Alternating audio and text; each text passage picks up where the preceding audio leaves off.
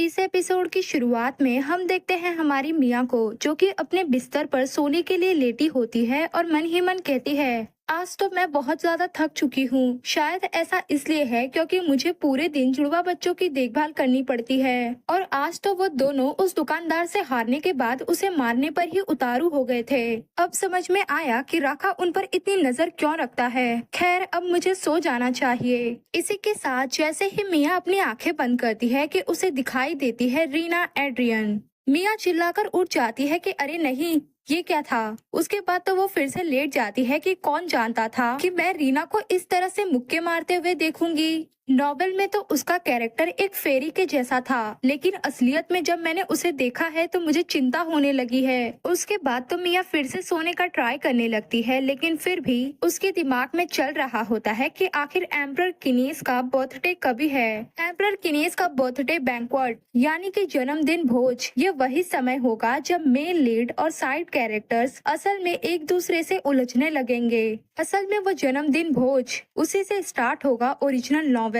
Novel के plot शुरू होते ही क्या मैं राखा को रीना से मिलने से रोक पाऊंगी। ये तो राहत की बात है कि एम्परर किनेस के जन्मदिन वाले भोज में राखा नहीं जाएगा, लेकिन फिर भी मुझे चिंता तो इस बात की है कि मैंने मिया के शरीर पे कब्जा कर लिया है, तो क्या इससे प्लॉट्स में कुछ गड़बड़ी हो गई है। ये तो बताने की जरूरत नहीं है कि आज राखा और रीना की मुलाकात संयोगवश हुई, लेकिन फिर भी कुछ भी वैसा नहीं हो रहा है जैसा कि मैं चाहती हूँ। मैं ये यकीन नहीं कर सकती कि मेरी जिंदगी का फैसला कोई और ही कर रहा है। मैं बहुत उलझन में हूँ, मुझे क्या करना चाहिए। दूसरी ओर हमारा राखा इनविटेशन लेटर देखते हुए कहता है, मैं उसे मारना चाहता हूँ। असिस्टेंट बोलता है, आपका क्या मतलब है योर हाइनेस। राखा कहता है, एम्परर। ये सुन के असिस्टेंट घबरा जाता है कि क्या ये तो देशद्रोह है। राखा कंटिन्यू करता है कि इसीलिए तो मैं उसे मारने के बजाय खुद को शांत करने की कोशिश कर रहा हूँ। लेटर को पटकते हुए राखा मन ही मन कहता है, उसने मुझे अपने जन्मदिन के भोज में आने का निमंत्रण भेजा है, यानी कि इनविटेशन लेटर। ये तो जाहिर है कि वो कुछ तो प्लान कर रहा है। वो एक ऑफिशियल इवेंट में ये बताने का ट्राई करने वाला है कि मिया गॉड की बेटी है,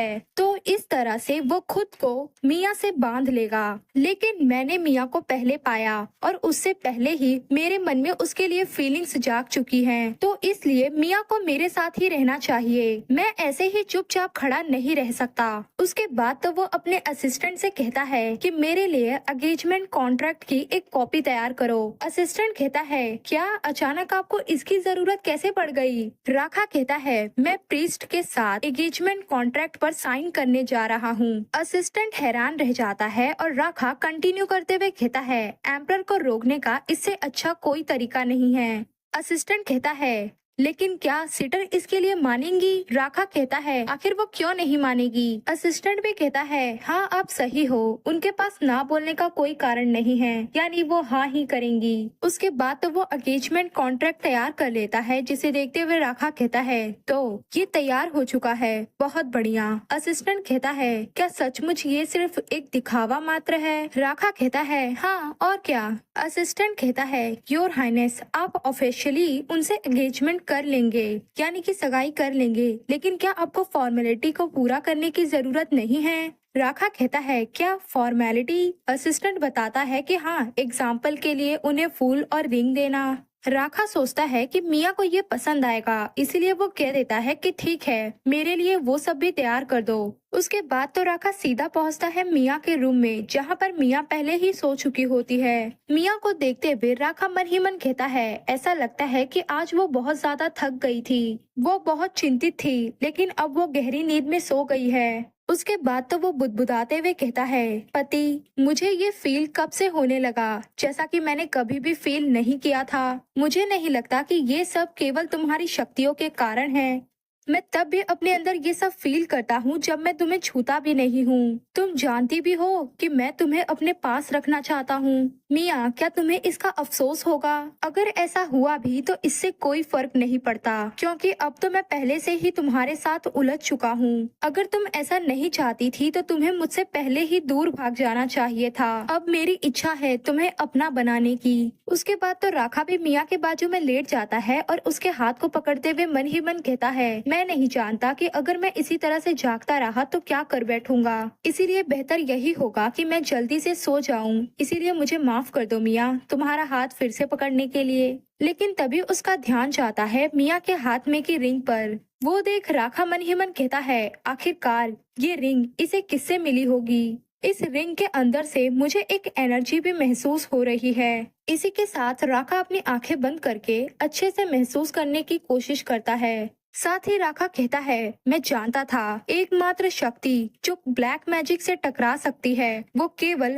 होली शक्ति और डिवाइन पावर्स ही हैं। तो क्या ये रिंग मिया को एम्परर किनेस ने दी थी? लेकिन अभी समय सही नहीं है। तो फिर क्या हो सकता है? नहीं, इससे कोई फर्क नहीं पड़ता, मैं बस उसे मार डालूंगा। नेक्स्ट सीन में हम देखते हैं अगले दिन आयशा मिया को गले लगाते हुए कहती है, तुमने मुझे पहले ये अद्भुत न्यूज क्यों नहीं सुनाई? मुझे तो विश्वास ही नहीं हो रहा कि अब मैं तुम्हें जितना चाहे उतना गले लगा सकती हूँ। मिया मन ही मन कहती है, मैं तो बस ये चेक करने के लिए आई हूँ कि ये होली आइटम क्या मेरी शक्तियों को रोकता है, पर ऐसा लगता है कि ये बहुत अच्छी तरह से काम कर रहा है, तभी तो आयशा मुझे गले लगा पा रही है, वरना पिछली बार तो आयशा मेरी एक उंगली भी टच नहीं कर पा रही थी। आयशा मिया से चिपकते हुए कहती है, मुझे अभी एक आभास हुआ, उस दिन जब मैंने तुम्हारा हाथ पकड़ा था तो कुछ भी नहीं हुआ था।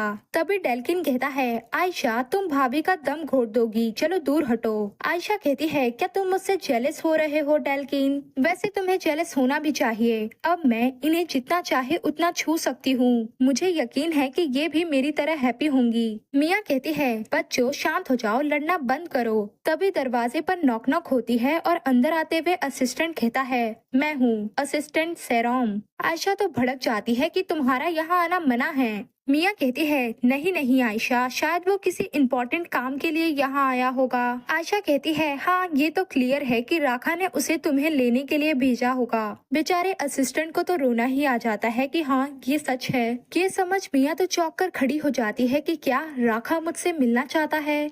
वो मुझे क्यों बुला रहा है? क्या इसका एम्परर किनेस से कुछ लेना देना हो सकता है? नेक्स्ट सीन में मिया वहाँ पहुँच जाती है और राखा कहता है, बैठो। मिया फटाक से बैठते हुए कहती है, हाँ थैंक यू। राखा कहता है, 2 कारण है कि मैंने तुम्हें इतने कम समय में बुलवाया। मिया तो घबरा जाती है कि क्या एक नहीं 2 कारण? राखा टेबल पर इन्विटेशन लेटर रखते हुए कहता है, सबसे पहले ये तो क्लियर है कि एम्परर को तुम्हारी पहचान का पता चल गया है, ये तुम्हारे लिए आया है। मिया इनविटेशन लेटर उठाते हुए कहती है, एक लिफाफा जिसके ऊपर रॉयल फैमिली का स्टैंप लगा है, ये क्या सच में मेरे लिए है? राखा तो बड़े इविल वे में कहता है, अगर तुम इसे पढ़ना नहीं चाहती तो दिखावा करो जैसे कि तुमने इसे कभी देखा ही नहीं, और मुझे दे दो ताकि मैं इसे जलाकर राख कर दूं, ताकि इस बारे में किसी को पता ना चले। और वैसे भी मैं तो यही करना चाहता था। मिया तो पीछे हो जाती है कि ओ रुक जाओ, इसे जलाओ मत, मुझे जरा देखने तो दो, ये तो एक इनविटेशन लेटर है, वो भी एम्परर किनेस के बर्थडे बैंक्वेट का। इतने में राखा उस इनविटेशन लेटर को जलाते हुए कहता है, बस मैं इससे ज्यादा नहीं सुन सकता। वैसे भी हमारा राखा तो जानता ही है कि उस इनविटेशन में क्या लिखा था। वेल, इनविटेशन लेटर को राख में मिलते देखते हुए मिया मन ही मन कहती है, मुझे पता है, ये पूरा पढ़े बिना भी मुझे पता है कि इसमें किस बारे में लिखा था। असल में तो नॉवेल के प्लॉट्स खुल रहे हैं। उसके बाद तो मिया कहती है, मुझे खुशी हुई कि तुमने इसे जला दिया। राखा कुछ भी नहीं कहता, जिसे देख मिया कहती है, क्या? राखा कहता है, इससे पहले कि तुम इसे पूरी तरह से पढ़ पाती मैंने इसे जला दिया, क्या फिर भी तुम इससे सहमत हो? मिया हंसते हुए कहती है, हाँ अच्छा किया कि तुमने इसे जला दिया, इसीलिए मान लो कि मुझे ये कभी मिला ही नहीं। साथ ही वो मन ही मन कहती है, वैसे भी क्या मैं पागल हूँ जो उस बैंक्वेट में जाऊंगी? राखा अपना सर हिलाते हुए कहता है, नहीं, ये बहाना कि तुम्हें ये इनविटेशन लेटर कभी मिला ही नहीं, ये काम नहीं करेगा। मिया कहती है, क्या? लेकिन क्यों? राखा कहता है, देखो नॉबल्स लोगों को पहले ही ये इनविटेशन मिल चुका है, यानी कि निमंत्रण पत्र। इसके अलावा ये देने के लिए एम्परर का खास निजी सहायक यहाँ आया था। ये सुन बेचारी मिया की आत्मा ही बाहर आ जाती है कि ओ समझी, अब तो कोई और रास्ता ही नहीं बचा। अगर एम्परर के निजी सहायक ने ये पहुंचाया है, इसका मतलब ये है कि मैं ये बहाना नहीं मार सकती कि मुझे ये इनविटेशन लेटर कभी मिला ही नहीं। राका कहता है, लेकिन अगर तुम मेरे और जुड़वा बच्चों के साथ रहोगी तो सब कुछ ठीक रहेगा। मिया अपना सर पकड़ते हुए हंसकर कहती है, ये सुनकर बहुत अच्छा लगा, लेकिन रुको, क्या तुम और जुड़वा बच्चे भी इसमें जाने वाले हो? क्या तुम सच में उस बैंक्वेट में जाने वाले हो? राका कहता है, हाँ, इसमें कोई प्रॉब्लम है? ये सुन मिया की तो बत्ती ही गुल हो जाती है कि क्या ऐसा कैसे हो सकता है। ओरिजिनल नॉवेल में ये लोग तो बैंक्वेट में नहीं थे। जहाँ तक मुझे पता है, नॉवेल में उस दिन राखा और जुड़वा बच्चे दिखाई नहीं दिए थे। हो सकता है कि ये लोग भी उस दिन बैंक्वेट में हो, लेकिन इसके बारे में नॉवेल में कुछ मेंशन ही नहीं किया गया। अगर मैं इस बारे में सोचूं तो राखा अचानक कहीं से आ गया और रीना पर मोहित हो गया और उससे प्यार की भीख मांगने लगा। क्या होगा अगर इन सब का कारण कोई ऐसी घटना थी जो कि नॉवेल में घटित ही नहीं हुई? अरे नहीं, मैं तो बहुत ही कंफ्यूज हो रही हूँ। क्या करूँ? मुझे राखा और रीना को एक दूसरे से उलझने में जितना हो सके उतना रोकना है।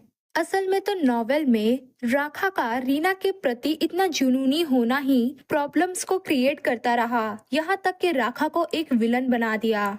उसके बाद तो मिया कहती है, ठीक है, मैं उस बैंक्वेट में चलूंगी। राखा कहता है, इसके बारे में ज्यादा चिंता मत करो, मैंने पहले से ही सारी तैयारियां कर ली हैं। मिया कहती है, कैसी तैयारी? राखा चुटकी बजाता है। इसी के साथ राखा अपने मैजिक से एक फ्लावर बुके ला देता है और मिया की ओर बढ़ाता है। ये देख मिया चौंक जाती है कि क्या फूलों का गुलदस्ता? तुम अचानक मुझे ये। इतने में राखा कहता है, जरा इसके अंदर देखो। मिया जब उस गुलदस्ते को अच्छे से देखती है तो उसके अंदर से निकलता है कॉन्ट्रैक्ट पेपर, जिसके साथ ही लगी होती है रिंग। मिया तो चौंक जाती है कि क्या एक डायमंड रिंग? उसके बाद मिया कहती है, क्या ये एक हीरे की अंगूठी है? राका कहता है, हाँ, क्या तुम्हें हीरा पसंद है? मिया कहती है, बिल्कुल, लेकिन ये किसके लिए है? राका कहता है, मैंने ये तुम्हारे लिए तैयार किया है। मिया इस पर ज्यादा ध्यान न देते हुए उस कॉन्ट्रैक्ट पेपर को देखने लगती है और बुदबुदाते हुए कहती है, मुझे विश्वास नहीं हो रहा, क्या ये सच में एक एंगेजमेंट कॉन्ट्रैक्ट है या फिर मैं कोई सपना देख रही हूँ? शायद अगर मैं अपने सिर पे जोर से मारूं तो होश में आ जाऊंगी। इसी बारे में कहते हुए मिया अपनी मुट्ठी बनाकर आंखें बंद कर लेती है कि होश में आ जाओ मिया।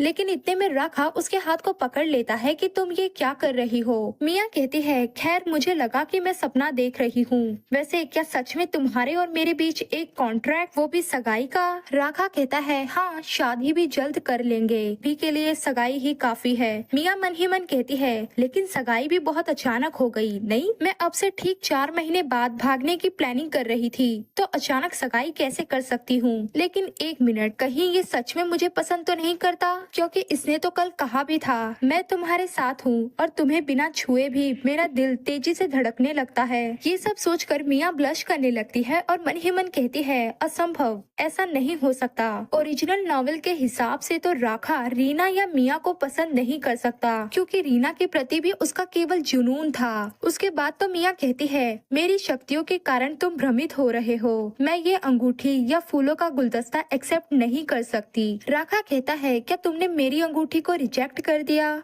मिया कहती है, हाँ। राखा कंटिन्यू करते हुए कहता है, तो फिर तुम्हारे हाथों में ये जो अंगूठी है वो क्या है और क्यों है? मिया चौंक जाती है कि ओह, ये तो हमेशा से मेरे साथ ही थी। असल में उसके माइंड में ये होता है कि अगर अभी मैं इससे कहूँ कि ये अंगूठी मुझे गॉड टेरिटस ने दिया है तो ये मुझ पर विश्वास नहीं करेगा, इसीलिए मुझे कोई ऐसा बहाना मारना चाहिए जिसपे कोई विश्वास भी कर सके, इसीलिए मैंने ये बहाना मार दिया। खैर, राखा कहता है, तुमने बताया था कि तुम टेम्पल से बिना कुछ लिए भागी थी। अगर ये तुम्हारे पास शुरू से ही था तो तुम इसे पहन चुकी होती, लेकिन मैंने तो ये पहली बार देखा है। अभी ज्यादा समय नहीं हुआ है जब से तुमने ये अंगूठी पहनना शुरू किया है। हमारी मिया तो घबरा जाती है और राखा मन ही मन कहता है, अरे यार, मैं तो ये नहीं कहने वाला था। खैर, वो बात खत्म करते हुए कहता है, तुम बस इसे एक नकली सगाई के रूप में देखो, ये सब एक नाटक है ताकि एम्परर तुम्हें ना ले जा पाए। मिया कहती है, क्या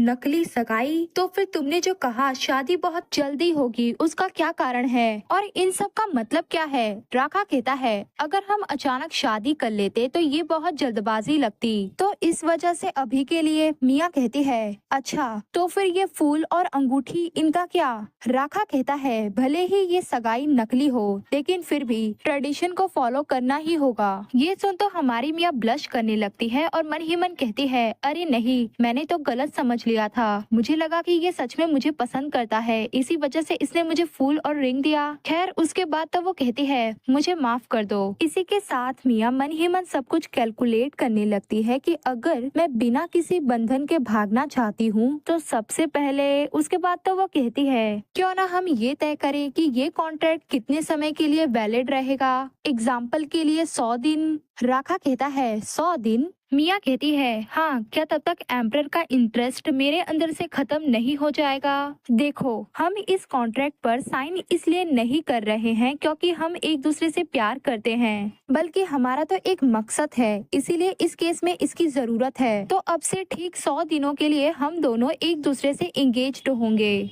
राखा भी कह देता है कि ठीक है, ये बढ़िया है। हम देखते हैं शाम हो चुकी होती है और हमारा राखा मन ही मन सोच रहा होता है कि आखिर वो कौन इंसान है जिसके बारे में मिया मुझे नहीं बता रही। मुझे नहीं लगा था कि वो कॉन्ट्रैक्ट पर साइन करने में इतना ज्यादा हिचकिचाहट महसूस करेगी। ये तो क्लियर है कि ये सब उस बदमाश की वजह से है जिसने पहले ही मिया को वो रिंग दे दी थी। मैंने सोचा था कि अंततः मैं मिया को अपने पास रख सकूंगा, लेकिन वो तो मेरी उंगलियों के बीच से फिसल रही है। उसके बाद तो वो कहता है असिस्टेंट सेरोम, क्या जानकारी सही है? असिस्टेंट कहता है बेशक, ज्यादातर लोग तो ये जानते ही नहीं थे कि मिस के पास एक अंगूठी भी है। राखा मन ही मन कहता है ये तो क्लियर है कि ये कोई ऐसी चीज नहीं जो रास्ते पे से खरीदी जा सकती हो। ज्यादातर ऐसी रेयर चीजें काला बाजार या नीलामी घरों में ही बिकती हैं। उसके बाद तो राखा उठते हुए कहता है मुझे लगता है कि अगर मैं नीलामी घरों की बेची गई चीजों की सूची देखूं तो शायद मुझे इसके बारे में पता चल जाएगा। असिस्टेंट कहता है क्या आप खुद इसकी जांच करने जा रहे हैं? राखा घूमते हुए कहता है हाँ, मैं अभी थोड़े देर में वापस आऊंगा। नेक्स्ट सीन में हम देखते हैं राखा अपने कपड़े को बदलते हुए मन ही मन कह रहा होता है कि अवैध व्यापार को नियंत्रित करने के बहाने मैंने वर्षों की बिक्री का रिकॉर्ड देखा, लेकिन मुझे अभी भी मिया द्वारा पहनी गई उस अंगूठी का कोई निशान भी नहीं मिल सका। तो क्या वो सचमुच टेम्पल से भागते समय ही वो रिंग लेकर आई थी? वो अंगूठी? नहीं, इसका कोई मतलब नहीं है। बेहतर ये होगा कि मैं उस अंगूठी की दोबारा जांच कर लूं। बाद में तो वो हमारी मिया के रूम में आ जाता है और वहाँ पर पड़े उन फूलों को देखता है। साथ ही वो मिया की ओर देखते हुए मन ही मन कहता है जैसा कि मुझे उम्मीद थी, ये सो ही रही है। ये बेकार अंगूठी मुझे बहुत परेशान कर रही है। लेकिन एक मिनट, मुझे ऐसा क्यों लग रहा है जैसे कि खिड़की के पास कोई है? उसके बाद तो वो खिड़की की ओर बढ़ते हुए मन ही मन कहता है वो यहाँ आने के लिए बहुत ही बहादुर होगा। इसी के साथ वो अपना हाथ बढ़ाता है और पकड़ लेता है गॉड टेरिटस को।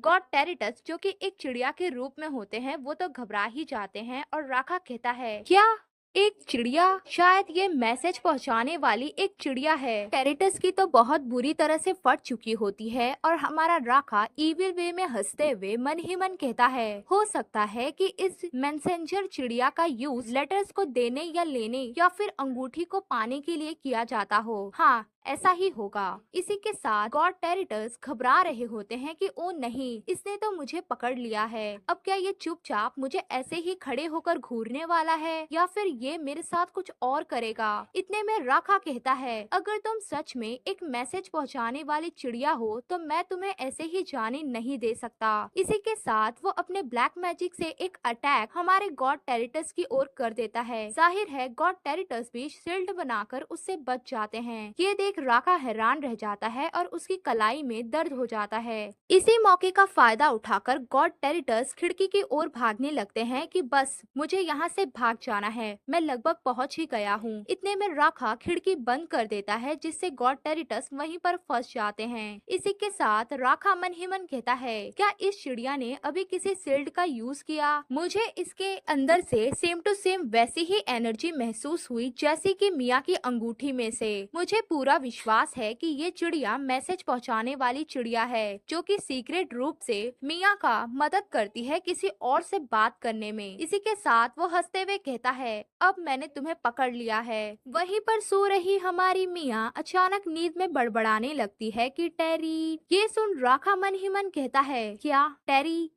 क्या ये उस बदमाश आदमी का नाम है जिसने वो अंगूठी मिया को दी है? मुझे यकीन नहीं हो रहा कि वो नींद में भी उसे ही ढूंढ रही है। ये सब सोचते ही राखा बहुत ज्यादा गुस्से में आ जाता है कि मैं बहुत हैरान हूँ कि ये क्या सोचेगी जब मैं उसकी इस प्यारी चिड़िया जो कि मैसेज पहुँचाती है उसे मार डालूंगा, वो भी उसका गला काट के। ये सब सुन हमारी मिया भी उठकर बैठ जाती है और आंख मलते हुए कहती है, हाँ, ये शोर कहाँ से आ रहा है? अचानक वो राखा को देखती है और तुरंत ही उठते हुए कहती है, योर हाइनेस, आप यहाँ पर क्या कर रहे हो? इसी के साथ वो गॉड टेरिटस को बचाने के लिए उसके आगे आ जाती है कि ओ नहीं, जब मैं सो रही थी तब यहाँ पर क्या हुआ? राखा कहता है, ये चिड़िया मेरे इलाके में घुस आई है, इसीलिए मैं इसे ऐसे ही नहीं छोड़ सकता। बेचारे गॉड टेरिटस जो कि हताश हो चुके होते हैं, वो प्रदर्शन करने लगते हैं कि नहीं नहीं, मुझे जाने दो। राखा कहता है, क्या तुम इस चिड़िया को जानती हो? मिया तो घबरा जाती है कि नहीं, मैं तो नहीं जानती। राखा कहता है, तो क्या ये ठीक रहेगा अगर मैं इससे अपनी इच्छा अनुसार निपटूं? ये सुन मिया चौंक जाती है कि क्या इच्छा अनुसार? आखिर ये क्या कह रहा है? ये टेरिटस के साथ क्या करने वाला है? टेरिटस एक गॉड है, इसीलिए वो नहीं मरेगा, लेकिन फिर भी वो जिस चिड़िया के रूप में है, वो चिड़िया तो जरूर मर जाएगी। उसके बाद तो मिया कहती है, लेकिन हमें इससे कोई परेशानी तो नहीं हुई ना?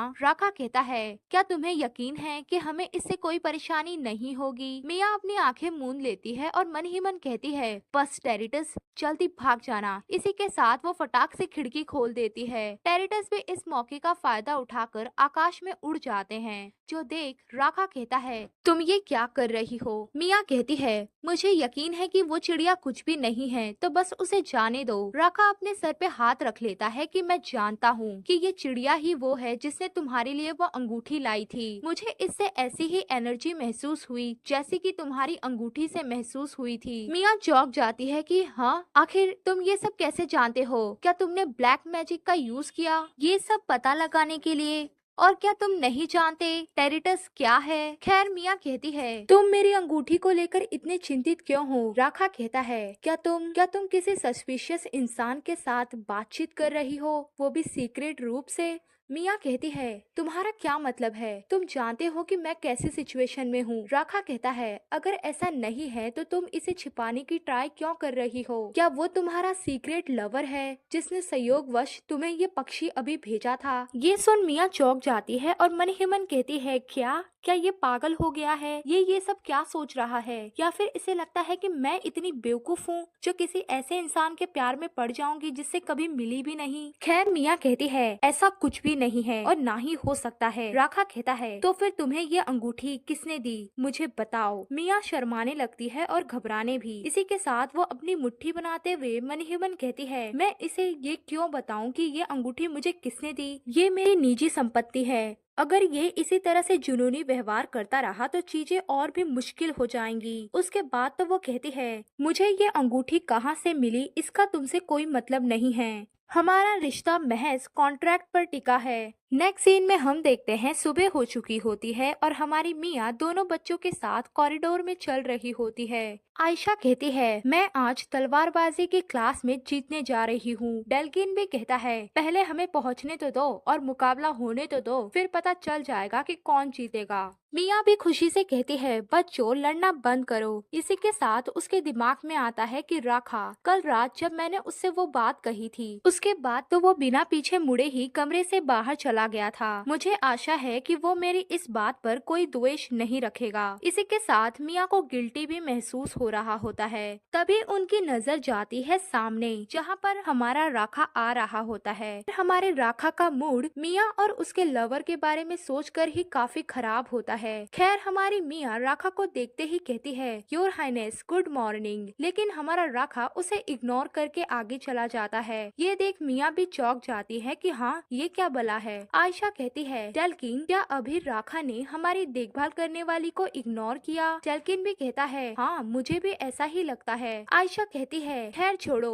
मीरा, सब कुछ ठीक है तो चलो जल्दी चलते हैं। मिया भी राखा को जाते हुए देख रही होती है और कहती है, ठीक है तो अब हमें क्लास में पहुंचने के लिए देर हो चुकी है, तो ये सब छोड़ो और जल्दी चलो। नेक्स्ट सीन में हम देखते हैं थोड़ी देर बाद मिया कहती है, क्या असिस्टेंट ने कहा है कि राखा आज दोपहर का खाना हमारे साथ नहीं खाएगा? आयशा कहती है, मैं हैरान हूँ कि राखा को क्या हुआ है। डेल्किन कहता है, जरूर वो बिजी होगा। मिया भी हंसते हुए कहती है, हाँ ऐसा ही होगा। खैर उसके माइंड में चल रहा होता है कि क्या वो सचमुच इतना परेशान है। हमारी मिया खाना खाते वक्त भी राखा के बारे में ही सोच रही होती है कि भले ही राखा एक विलन है, लेकिन फिर भी वो एक इंसान भी तो है, उसके पास भी फीलिंग्स है और शायद उसे ठेस पहुंची है। मैं इतना तनावग्रस्त महसूस कर रही हूँ कि मैं इसे ठीक से पचा भी नहीं पा रही। दरअसल अभी जब मैंने उसे देखा था तो वो परेशान दिख रहा था, शायद वो सही से सो भी नहीं पाया होगा। ये पॉसिबल है कि वो आज रात मेरे पास आएगा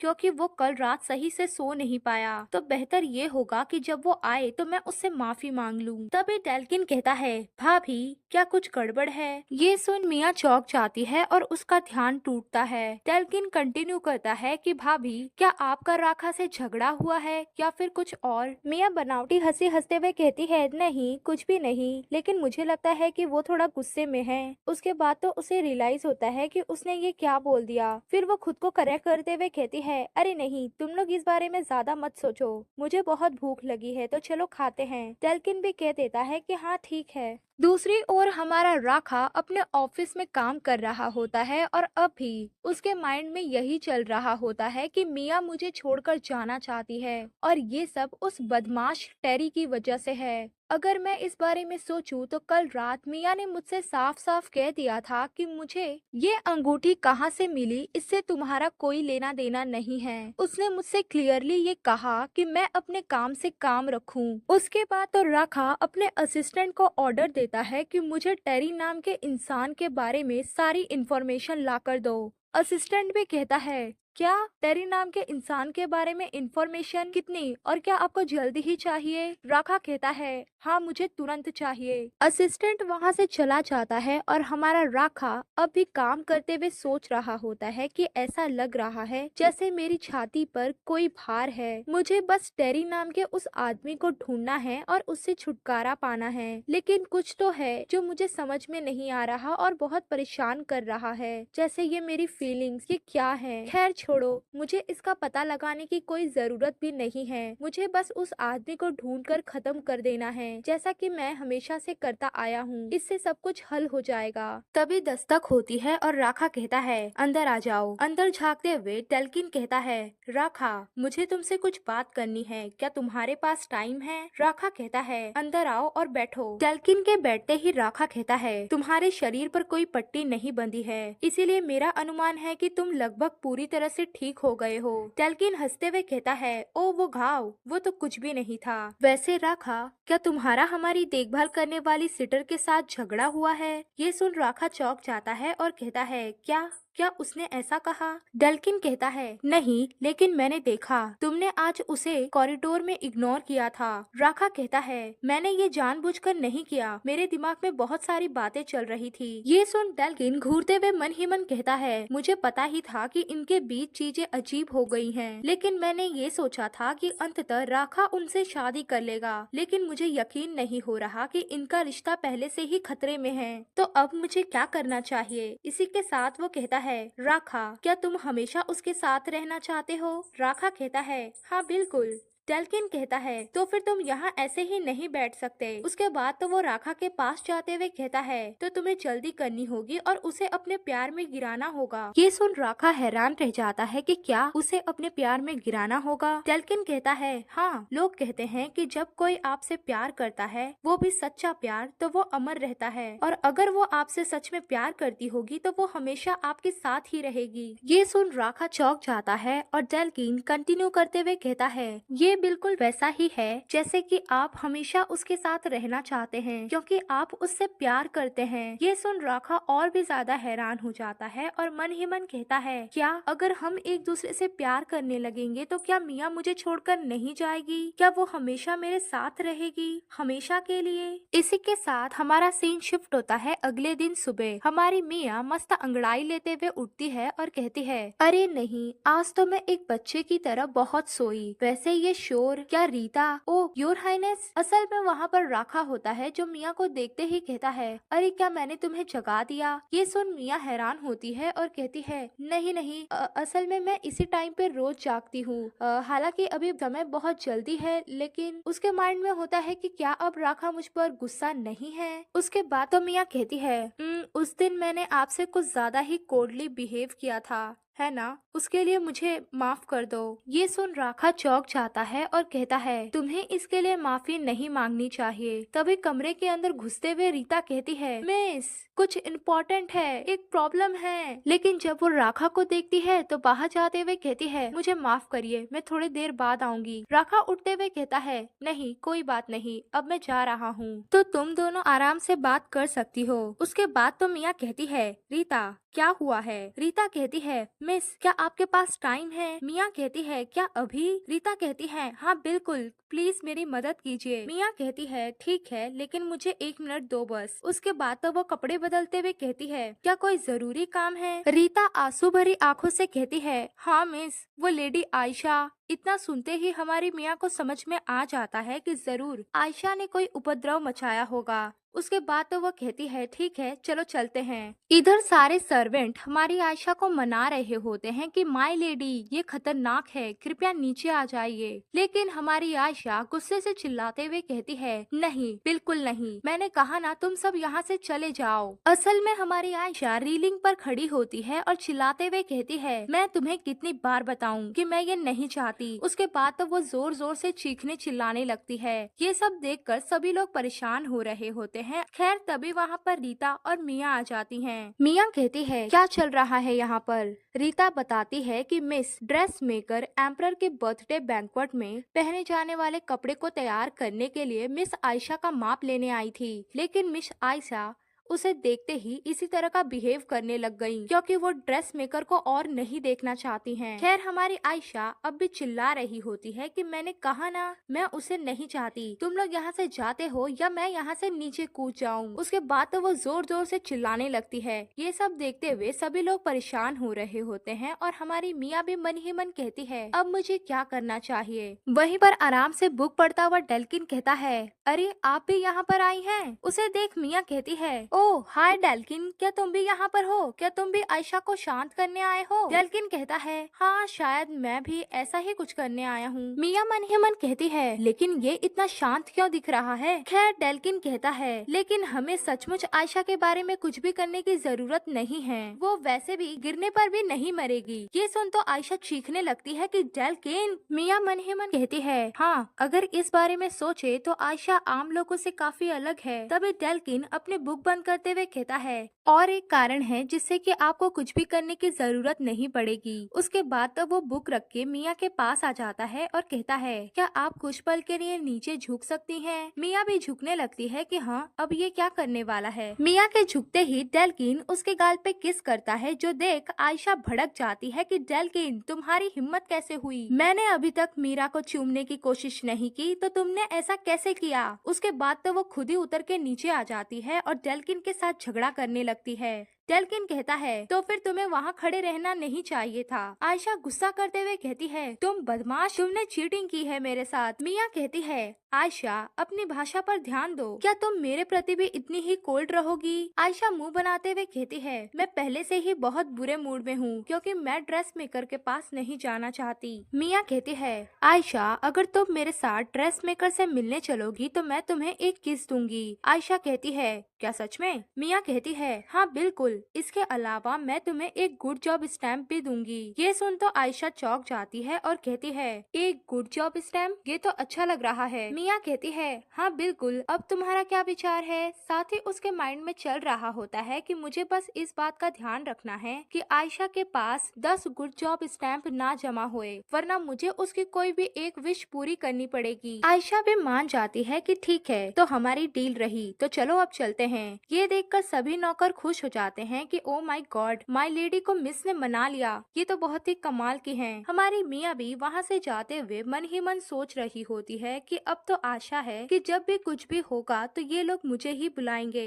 या शायद नहीं भी बुलाएं। आयशा कहती है, क्या हमें वापस लौट जाना चाहिए? मियाँ कहती है, नहीं आयशा, तुम्हें अपना वादा निभाना होगा। उसके बाद तो वो लोग एंटर करते हैं उस रूम में जहाँ पर ड्रेस मेकर इनका इंतजार कर रही होती है। आयशा को देखते ही ड्रेस मेकर कहती है, ओ माय लेडी आयशा, आखिरकार आप आ ही गयी। मैं आपका बहुत लंबे समय से इंतजार कर रही हूँ। असल में ये ड्रेस मेकर मैडम इबेलिया हैं। उसके बाद तो मैडम इबेलिया मिया को देखते हुए कहते हैं, ओह, तो ये क्या आपकी नई सिटर है? मिया कहती है, हाँ आप सही हैं। उसके बाद तो मैडम इबेलिया खुद को इंट्रोड्यूस कराते हुए कहती है, तो फिर क्यों ना आप एक दिन मेरी ड्रेस की दुकान पर आए? मिया कहती है, ओह, पूछने के लिए बहुत बहुत धन्यवाद, लेकिन मैं नहीं। मैडम इबेलिया इतना सुनते ही कहती है, ओह, तो ऐसा लगता है कि तुम मुझे पसंद नहीं करती। ये सुन मिया पैनिक करते हुए सोचने लगती है कि हाँ, मैंने ऐसा भी क्या बोल दिया। लेकिन इतने में आयशा चिल्लाते हुए कहती है, इसके झांसे में मत आओ, ये ग्राहकों को बढ़ाने के लिए बस चाल फैलाती है। ये सुन मैडम इबेलिया भी हंसते हुए कहती है, ओ माय लेडी आयशा, आप तो बहुत जल्दी समझ जाती हैं। हमारी मिया तो हैरान ही होती है कि है ऐसा भी कुछ है। मैडम इबेलिया कंटिन्यू करते हुए कहती है, इसीलिए तो मैं लेडी आयशा को इतना ज्यादा पसंद करती हूँ। अब मैं आज तो आपको इस देश की सबसे सुंदर महिला बना दूंगी लेडी आयशा। आयशा कहती है, चली जाओ, मेरे पास मत आना इबेलिया। ये सुन मैडम इबेलिया मन ही मन कहती है, हे भगवान, मैं बहुत खुश हूँ कि आज आप मेरा नाम पुकार रही हैं। लेकिन आयशा तो यहाँ वहाँ भागते हुए कहती है, ओ नहीं, मुझे तो ऐसा लग रहा है कि ये मेरा सपनों में भी पीछा करेगी। मैडम इबेलिया ये सुनकर खुश होते हुए कहती हैं, ये तो मेरे लिए बहुत सम्मान की बात है। ये सब देखते हुए हमारी मियाँ स्माइल करते हुए मन ही मन कहती है, ओह, तो मैडम इबेलिया ऐसा लग रहा है जैसे कि वो आयशा की कोई फैन है। खैर मैडम इबेलिया अपने लोगों को ऑर्डर देती है कि सब लोग तैयार हो जाओ। ये सुनते ही हमारी आयशा लड़खड़ाते हुए पीछे होने लगती है और कैंची उठाकर सबको धमकाने लगती है कि अगर तुम में से कोई मेरे पास एक कदम भी बढ़ाता है तो मैं उसे काट दूंगी। लेकिन तभी आयशा को कोई पकड़ लेता है, जिसपे आयशा और भड़कने लगती है, तुम्हें किसने कहा कि तुम मुझे छू सकते हो?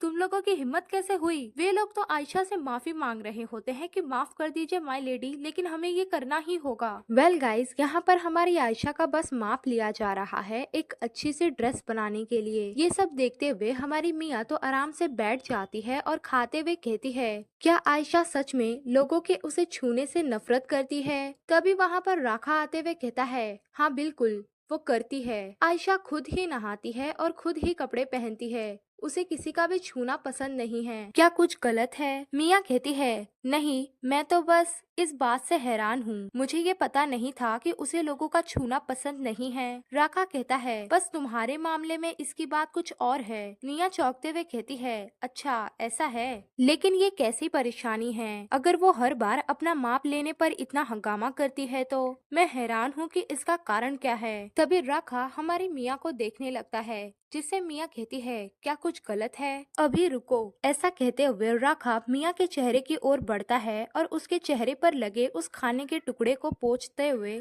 उसकी ओर देखने लगता है। मिया हैरान होती है कि हाँ वेट, लेकिन राखा उस टुकड़े को खा लेता है और कहता है, जरूर ये बहुत अच्छा होगा, तभी तो तुम इसे खाने में इतना खोई थी कि तुम्हें पता ही नहीं चला कि ये तुम्हारे चेहरे पर लगा है। ये सुन मिया तो ब्लश करने लगती है कि ओ नहीं। तभी अचानक आयशा अपने ब्लैक मैजिक का यूज करते हुए सभी को दूर धकेलते हुए कहती है, मैंने कहा ना, तुम लोग मुझसे दूर हटो। तुम लोग को क्या लगता है तुम लोग क्या कर रहे हो? एक बार फिर सभी लोग आयशा को पकड़ते हुए कहते हैं, माय लेडी प्लीज हमारा साथ एक पल के लिए बर्दाश्त कर लीजिए, हमें बस आपके हाथों का नाप ही लेना है, फिर हमारा काम पूरा हो जाएगा। लेकिन आयशा अपने ब्लैक मैजिक का यूज करते हुए गुस्से से कहती है, मैंने कहा ना, मुझे छोड़ दो, मुझसे दूर हटो और चले जाओ। वहीं पर राखा आते हुए कहता है, तो इतने दिनों तक शांत रहने के बाद फिर से तुम परेशानी खड़ी कर रही हो। साथ ही राखा मन ही मन कहता है, ब्लैक मैजिक का यूज करना यहाँ पर बैन है, लेकिन अगर उसका यूज हमारे इस एम्पायर के लिए किया जाए तो उस पर छूट मिलती है। लेकिन अगर एम्पायर को ये पता चल जाए कि आयशा इस तरह से ब्लैक मैजिक का यूज करती है तो इसकी जिम्मेदारी मुझे ही लेनी होगी। ऐसे टाइम पर मेरे पास कोई और रास्ता नहीं बचता, मुझे इन सब की यादें मिटानी ही होगी। इसी के साथ राखा उन सब पर अपने ब्लैक मैजिक का यूज करता है, जिससे कि हर कोई शॉक रह जाता है और खड़ा का खड़ा भी।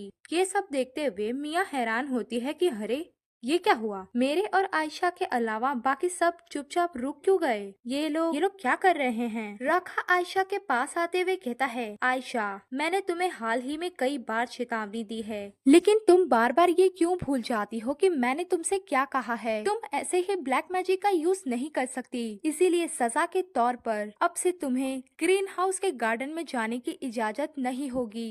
ये सुन आयशा भी चिल्लाते हुए कहती है, नहीं तुम ऐसा नहीं कर सकते। लेकिन राखा गुस्से से कहता है, तुमने तलवारबाजी के कंपटीशन में भी ब्लैक मैजिक का यूज किया था, मुझे आशा है कि तुम उसे नहीं भूलोगी। ये तुम्हारा दूसरी बार है जब मुझे तुम्हारे कारण लोगों की यादें मिटानी पड़ रही है। ये सुन आयशा भी भड़कते हुए कहती है, तो फिर तुम मुझे ये खुद क्यों नहीं सिखा देते, मैं खुद ही लोगों की यादें मिटा दिया करूंगी। लेकिन जब भी मैं तुमसे ये सिखाने के लिए कहती हूँ तो तुम ये कहकर पल्ला झाड़ लेते हो कि इस पर बैन लगा है। ये सब सुन राखा और भी ज्यादा गुस्से में आ जाता है और कहता है, तुम्हें ये सुनिश्चित करना चाहिए कि मुझे लोगों की यादें मिटाने की जरूरत ना पड़े, लेकिन तुम। इसी के साथ राखा के ऊपर उसका गुस्सा बहुत हावी हो जाता है और राखा खुद भी परेशान होने लगता है कि ओ नहीं, मेरे साथ ये क्या हो रहा है। असल में राखा को मर चुके लोगों की आवाजें सुनाई दे रही होती हैं और खून की स्मेल भी आ रही होती है। खुद से ही लड़ते हुए राखा हंसते हुए अचानक कहने लगता है कि मुझे बचाओ। ये सब देखते हुए मिया मन ही मन कहती है, हाँ इसे क्या हो गया योर हाइनेस। लेकिन हमारा राखा मन ही मन खुद से ही कह रहा होता है कि मुझे खुद पर कंट्रोल रखना होगा, जैसे कि मर चुके ड्यूक और डाचेस ने रखा। मुझे खुद को लॉक करना होगा जैसे कि उन्होंने किया था। हमारी मिया राखा को ऐसे परेशान होते हुए देख उसकी ओर बढ़ते हुए कहती है, योर हाइनेस क्या आप ठीक हैं? क्या आपके साथ कुछ गड़बड़ है? लेकिन हमारा राखा, जिसके पास से भयंकर ब्लैक मैजिक का ऑरा निकलने लगता है और वो सीधा उस कमरे से बाहर निकल जाता है। पीछे रह गई आयशा आंसू भरी आंखों से उदास होती है कि राखा ने मुझे डांटा। हमारी मिया बाहर जाते हुए कहती है, आयशा तुम यही रुको और उसकी चिंता मत करो, मैं अभी उसकी जांच करके आती हूँ। साथ ही उसके मन में होता है कि मुझे नहीं पता कि यहाँ पर क्या हो रहा है, लेकिन बेहतर ये होगा कि मैं उसका पीछा करूँ। कमरे से बाहर निकलते ही राखा कॉरिडोर में लड़खड़ाते हुए चल रहा होता है और उसके अंदर से हंसते हुए एक आवाज आती है कि मुझे अपना ये शरीर दे दो, इन सभी लोगों को मार डालो, मुझे ये अपना शरीर दे दो। राखा खुद को कंट्रोल करते हुए मन ही मन कहता है, मैं ये सब कंट्रोल कर सकता हूँ, मुझे बस एक दिन और टिकना होगा। लेकिन उसके अंदर से कंटिन्यूअस आवाज आई जा रही होती है कि मुझे ये बॉडी दे दो। राखा तो खुद को समझाए जा रहा होता है कि मुझे कहीं ऐसी जगह पर जाने की जरूरत है जहाँ पर मुझ तक कोई पहुँच न पाए और मैं खुद को सुबह तक बंद रख सकूं। और ऐसी जगह तो केवल मेरा कमरा ही है, मुझे वहीं जाना चाहिए। वहाँ पर कोई मेरे करीब नहीं आ पाएगा और मैं किसी को चोट भी नहीं पहुँचाऊंगा। लेकिन तभी मिया उसके सामने आ जाती है और कहती है, रुक जाओ योर हाइनेस। खुद से ही लड़ रहा परेशान राखा मदद के लिए असिस्टेंट का नाम पुकारता है। उसे तो मिया का चेहरा भी साफ साफ नहीं दिख रहा होता है और मिया उसे मनाने की ट्राई कर रही होती है कि योर हाइनेस कृपया शांत हो जाइए। लेकिन राखा के अंदर से वो आवाज अब भी कह रही होती है कि तुम मुझे अपनी बॉडी दोगे या नहीं, तुमने हम लोगों को मार डाला। इसी के साथ राखा को अपने सामने कुछ अजीब से मॉन्स्टर दिखने लगते हैं, लेकिन क्योंकि राखा जानता है कि उसके सामने वाला ये मॉन्स्टर कोई और नहीं बल्कि मिया है और उसका ऐसा दिखना सिर्फ एक इल्यूजन है, इसीलिए वो कहता है, अगर तुम मरना नहीं चाहती हो तो मेरे रास्ते से हट जाओ। राखा को ऐसे देख मिया मन ही मन कहती है, ऐसा लग रहा है कि तुम बहुत दर्द में हो। उसके बाद तो वो कहती है, योर हाइनेस क्या आप ठीक हैं? क्या आप बीमार हैं? लेकिन राखा उसे क्रॉस करके आगे जाते हुए कहता है, मैंने कहा ना मेरे रास्ते से हट जाओ। पीछे रह गई मिया हैरान रह जाती है कि ये हो क्या रहा है और इसे क्या हुआ है। राखा खुद को जैसे तैसे संभालते हुए अपने रूम की ओर बढ़ रहा होता है कि तभी उसे अपने सामने से असिस्टेंट सैरोम दिखता है। असिस्टेंट सैरोम भी राखा को ऐसे देख कहता है, योर हाइनेस आप कहाँ जा रहे हैं? लेकिन राखा के अंदर की वो आवाज अब भी उसे प्रवोक कर रही होती है, उससे कुछ गलत करवाने या फिर उसकी बॉडी पर कंट्रोल पाने के लिए। वो आवाज धीरे धीरे अपने मंसूबों में कामयाब होने लगती है, जिससे कि राखा असिस्टेंट का कॉलर पकड़ लेता है। बेचारा असिस्टेंट भी घबरा जाता है और कहता है, योर हाइनेस, क्या आप ऑफिस में जा रहे हैं? लेकिन आप ये क्या कर रहे हैं? वो आवाज अब भी राखा को प्रवोक कर रही होती है कि अगर तुमने मुझे अपनी ये बॉडी नहीं दी तो मेरे पास इन सब को मार डालने के अलावा कोई और ऑप्शन नहीं बचेगा। वैसे तुम्हारा इस लड़की मिया के बारे में क्या ख्याल है? क्या मुझे इससे शुरुआत करनी चाहिए? इसी के साथ राखा को असिस्टेंट के चेहरे में हमारी मिया दिखने लगती है, जो कि बहुत ही वियर्ड लग रही होती है। मिया के बारे में सुन राखा भी चौंक जाता है और इधर हमारी मिया एक बार फिर राखा के पीछे आने लगती है। लेकिन जब वो ये देखती है कि राखा ने असिस्टेंट को कॉलर से पकड़ रखा है तो वो भी चिल्लाते हुए कहती है, योर हाइनेस, आप क्या कर रहे हैं? मिया को देखते ही असिस्टेंट भी रोने लगता है कि मिस, आप अपना ख्याल रखिए। इससे राखा का ध्यान भी मिया की ओर चला जाता है, जिससे कि उसके पास का ब्लैक ऑरा बड़ी तेजी से मिया की ओर बढ़ने लगता है। वहीं पर हैरान परेशान खड़ी मिया की अंगूठी में से रोशनी निकलने लगती है, जिससे कि वहां पर एक शील्ड बन जाती है। इन सब से मिया खुद भी हैरान होती है और असिस्टेंट कहता है, मिस, क्या आप ठीक हैं? मिया भी हैरान होती है और अपने हाथ को देखते हुए मन ही मन कहती है, ये रोशनी, ये तो इसके अंदर से ही आ रही है। तो ये अंगूठी सच में एक होली आइटम है। तभी राखा असिस्टेंट को छोड़ मिया की ओर बढ़ते हुए गुस्से से कहता है, ये कितना अनोइंग है, ये मुझे बहुत परेशान कर रहा है। असिस्टेंट चिल्लाते हुए पूछता है कि मिस, क्या योर हाइनेस ने बैंक मैजिक का यूज किया? उन्होंने अपने ब्लैक मैजिक का यूज किया किसी की यादें मिटाने के लिए? मिया भी चिल्लाते हुए कहती है, हाँ, अभी कुछ देर पहले ही राखा ने अपने ब्लैक मैजिक के मदद से कुछ लोगों की यादाश्त मिटाई। असिस्टेंट परेशान होते हुए कहता है, ओह, तो अब मैं समझा, जब भी ये बैन ब्लैक मैजिक का यूज लोगों की यादाश्त मिटाने के लिए करते हैं तो इन्हें शांत होने में पूरा एक दिन लग जाता है। जब तक कि ये शाकिर के फूल का यूज ना करें तब तक वो शांत नहीं होते।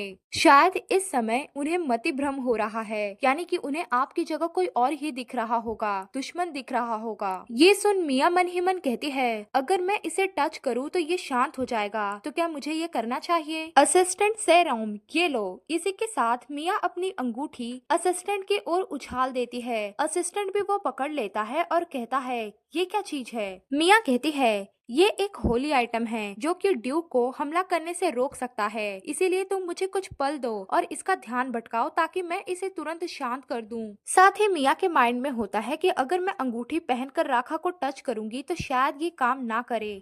इसी कारण से मैंने ये अंगूठी असिस्टेंट को दे दी और इसका ध्यान भटकाने के लिए बोल रही हूँ। असिस्टेंट भी कहता है, ठीक है, मैं असिस्टेंट सेरोम योर हाइनेस को भंग करने के लिए अपनी जान को जोखिम में डालूंगा। इसी के साथ वो तलवार निकाल लेता है और सीधा राखा की ओर हमला करने के वास्ते बढ़ने लगता है। ये देखते हुए मिया भी तुरंत राखा को पकड़ लेती है कि शांत हो जाओ। उसी पर राखा भी होश में आ जाता है और वो अपने हाथ से ही उस तलवार को पकड़ लेता है। साथ ही वो तलवार भी टूट जाती है, जिससे हमारे राखा के हाथ में चोट लग जाती है और उसका ब्लैक ब्लड बहने लगता है।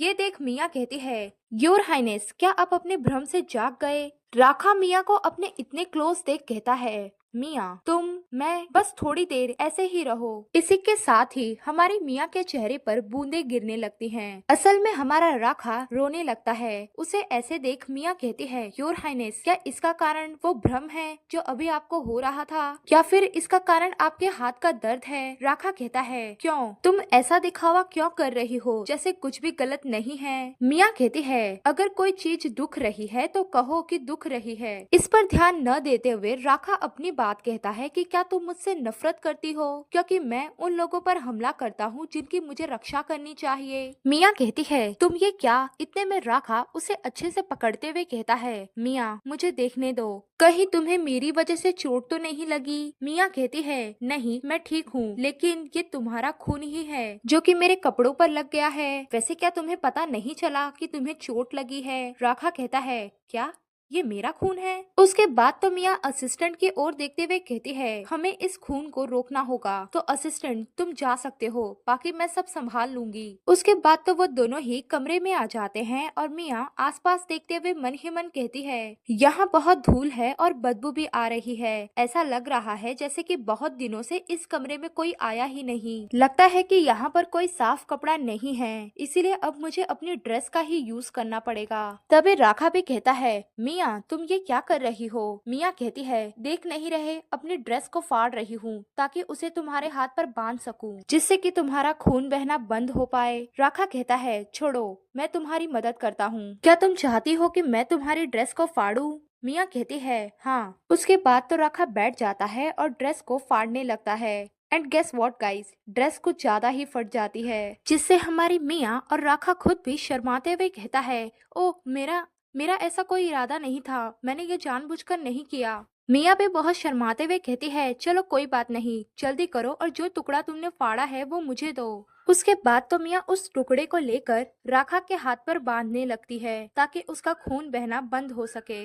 अच्छे से बांध देने के बाद मिया कहती है, मैंने सब कुछ कर दिया है, अब हमें बस डॉक्टर को जाकर दिखाना चाहिए। तो चलो चलते हैं योर हाइनेस। लेकिन हमारे राखा का ध्यान तो हमारी मिया के पैरों पर होता है, जो कि ड्रेस फटने के कारण अब दिखने लगा है। राखा तो पूछ भी लेता है कि क्या तुम ऐसे ही जाने वाली हो? मिया कहती है, हाँ ये ठीक है, मैं इसे ऐसे ही कवर कर लूंगी। लेकिन हमारा राखा तो मिया को सीधा उठा ही लेता है, जिससे मिया चिल्लाते हुए कहती है, तुम ये क्या कर रहे हो? मुझे नीचे उतार दो वरना तुम्हारे हाथ का घाव फिर से खुल जाएगा। राखा मुस्कुराते हुए कहता है, ये मेरी गलती है कि तुम्हारा अंत इस तरह का हुआ है, तो जिम्मेदारी भी मुझे ही लेनी होगी। राखा तो मिया को अपने साथ लेकर बाहर चलने लगता है और हमारी मिया शर्माते हुए कहती है, तुम मुस्कुरा क्यों रहे हो? मुस्कुराना बंद करो। राखा कहता है, क्या मैं मुस्कुरा रहा हूँ? मिया कहती है, हाँ, तुमने मुझे ऐसी सिचुएशन में डाल दिया है जहाँ पर हर कोई मुझे घूर रहा है। मैं पहले से ही बहुत शर्मिंदा महसूस कर रही हूँ, इसीलिए मुझे इरिटेट करना बंद करो। राखा हंसते हुए कहता है, तो क्या तुम ये कहना चाहती हो कि जब भी मैं मुस्कुराता हूँ तो तुम मुझे देखे बिना रह नहीं सकती? मिया एम्बेरस होते हुए कहती है, मेरा ये मतलब नहीं था और मैंने ऐसा कुछ भी नहीं कहा। खैर छोड़ो, मैंने बिना सोचे समझे ही बात कह दी। वैसे भी अगर तुम्हारा हाथ दुख रहा हो तो मुझे तुरंत नीचे रख दो। राखा कहता है, मैं तुम्हें इस तरह से लिए हुए ही इस माइनर के चारों ओर एक चक्कर लगा सकता हूँ। ये सुन मिया ब्लश करने लगती है और मन ही मन कहती है, मेरा दिल ये बहुत तेजी से धड़क रहा है, कहीं ये सुन तो नहीं लेगा ना? वेल राखा मिया को एक रूम में ले आता है और बेड पर बैठा देता है। हमारी मिया मन ही मन कहती है, ऐसा लग रहा है जैसे कि ये कमरा कुछ ज्यादा ही उजाले में है। शायद मेरे साथ रहते हुए अब राखा को इस उजाले से इतनी नफरत नहीं रही। वैसे ये क्या है? राखा कहता है, ये है हीलिंग पोर्शन, ये एक सीक्रेट है, इसीलिए मैं इसका यूज किसी पर भी नहीं कर सकता। इसी के साथ राखा उस पोर्शन का यूज अपने हाथ पर करता है। उसके ऐसा करते ही उसका चोट गायब हो जाता है, जिसे देख मिया चौंकते हुए कहती है, अरे वाह, ये तो तुरंत ही ठीक हो गया, ये तो बहुत हैरान कर देने वाला है। राखा कहता है, प्लीज क्या तुम प्लीज आज मेरे साथ रहो। ये सुन मिया ब्लश करने लगती है और हड़बड़ाते हुए कहती है, लेकिन जुड़वा बच्चे, आज दोपहर को उनकी क्लास है। राखा कहता है, मैंने कहा था ना कि मैं तुम्हें कुछ दिन की छुट्टियां दूंगा, तो आज और कल छुट्टी ले लो। मिया कहती है, क्या ये ठीक रहेगा? राखा कहता है, हाँ बिल्कुल, मैंने ही तो तुम्हें काम पर रखा है, इसलिए इसमें कोई बात नहीं होगी अगर तुम छुट्टी ले लोगी। लेकिन क्या तुम मेरे साथ घूमने चलोगी? मेरा ये सीक्रेट पोर्शन भी अब खत्म हो चुका है और मुझे इसका न्यू स्टॉक भी लाना है। वैसे मैं तुम्हें कुछ दिखाना भी चाहता हूँ। मिया कहती है, तो क्या हम आज के बजाय कल जा सकते हैं? राखा कहता है, हाँ तो फिर कल सुबह चलेंगे। तभी बालकनी से उड़कर आ रही एक पंखुड़ी मिया की नाक पर बैठ जाती है। राखा उसे बड़े प्यार से हटाते हुए कहता है, ये जरूर बगीचे से उड़कर यहाँ आ गई होगी। मिया कहती है, क्या बगीचा? अरे हाँ, याद आया, आयशा को तो गार्डन में जाने से मना कर दिया गया है। उसके बाद तो मिया कहती है, योर हाइनेस, ग्रीन हाउस के गार्डन के बारे में क्या? राखा कहता है, हाँ। मिया कंटिन्यू करते हुए कहती है, मैं जानती हूँ कि आयशा ने जो कुछ भी किया वो गलत था, लेकिन क्या इसके लिए उसका ग्रीन हाउस के गार्डन में जाने पर रोक लगाने के अलावा कोई और सजा नहीं थी? मैं उसे डांटूंगी कि वो दोबारा ऐसी कोई हरकत ना करे। राखा कहता है ठीक है। ये सुन मिया भी चौंक जाती है और कहती है अगर तुम नहीं चाहते तो मैं ऐसा कुछ भी नहीं करूंगी। राखा कंटिन्यू करता है कि लेकिन मेरी एक शर्त है, तुम्हें आज का पूरा दिन मेरे साथ ही बिताना होगा, तभी मैं तुम्हारी इच्छा पूरी करूंगा और आयशा को भी जाने दूंगा। इधर आयशा कहती है नहीं, बिल्कुल भी नहीं, मैं इसकी इजाजत नहीं दूंगी। रीता कहती है मुझे खेद है माय लेडी, लेकिन योर हाइनेस ने हमसे कहा है कि जब तक वो आराम कर रही हैं तब तक आप शांत रहें। उन्होंने आपसे कहने के लिए कहा है कि आप कोई और परेशानी पैदा मत करिएगा, और अगर आपने फिर से कोई मुसीबत खड़ी की तो वो आपका सच में ग्रीन हाउस के गार्डन में जाना बंद कर देंगे। आयशा तो भड़क जाती है कि ओ मुझे बहुत गुस्सा आ रहा है, तो इस समय मेरी देखभाल करने वाली यानी मियाँ कहाँ है? रीता कहती है खैर वो ड्यूक के बेडरूम में है। फिर वो खुद परेशान हो जाती है कि ओ नहीं, मैंने ये क्या बता दिया, मुझे ये नहीं बताना था। पीछे आयशा भड़क रही होती है कि क्या वो राखा के बेडरूम में है? बेहतर यही होगा कि मैं खुद उस बेडरूम में जाकर जांच कर लूं। तभी आयशा को रोकते हुए डेल्किन कहता है आयशा याद करो जब मैंने तुमसे कहा था कि तुम सिर्फ एक बार बिना किसी शिकायत के मेरी बात मानोगी। आयशा कहती है हाँ, इसके बारे में अभी क्या बोल रहे हो तुम? डेल्किन कहता है शांत हो जाओ और उन्हें परेशान मत करो, और तुम जानती ही हो कि भाभी को अपने वादे निभाने वाले लोग पसंद हैं। ये सुन आयशा बुदबुदाते हुए कहती है ठीक है, मैं शांत हो जाऊंगी। डेल्किन भी खुश हो जाता है कि बढ़िया, तो चलो अब हम हमारी क्लास की ओर चलते हैं। दूसरी ओर हम देखते हैं एम्परर किनेस को, जिसके सामने होता है हेड प्रीस्ट, जो कि कहता है जब पिछली बार मैंने आपको देखा था तब से क्या आप अभी ठीक हैं? एम्परर किनेस कहता है हाँ मैं ठीक हूँ, बहुत समय हो गया है। मैंने सुना कि आपने तत्काल मिलने के लिए कहा, आखिर क्या बात है? साथ ही एम्परर किनेस के माइंड में चल रहा होता है कि अभी एक दशक पहले ही तो एक भविष्यवाणी प्राप्त हुई थी, इसीलिए अचानक से दूसरी भविष्यवाणी प्राप्त होना ये बहुत जल्दी है। वेल प्रीस्ट कहते हैं योर हाइनेस, भविष्यवाणी के पन्ने पर अभी कुछ लिखा हुआ मिला। ये सुन एम्परर किनेस भी चौंक जाते हैं कि क्या एक नई भविष्यवाणी? तो इसी सीन के साथ हमारा आज का ये एपिसोड यहीं पर कंप्लीट होता है। आपको आज का ये एपिसोड कैसा लगा कमेंट में बताइए, लाइक कीजिए, शेयर कीजिए और प्लीज सब्सक्राइब कर लीजिए।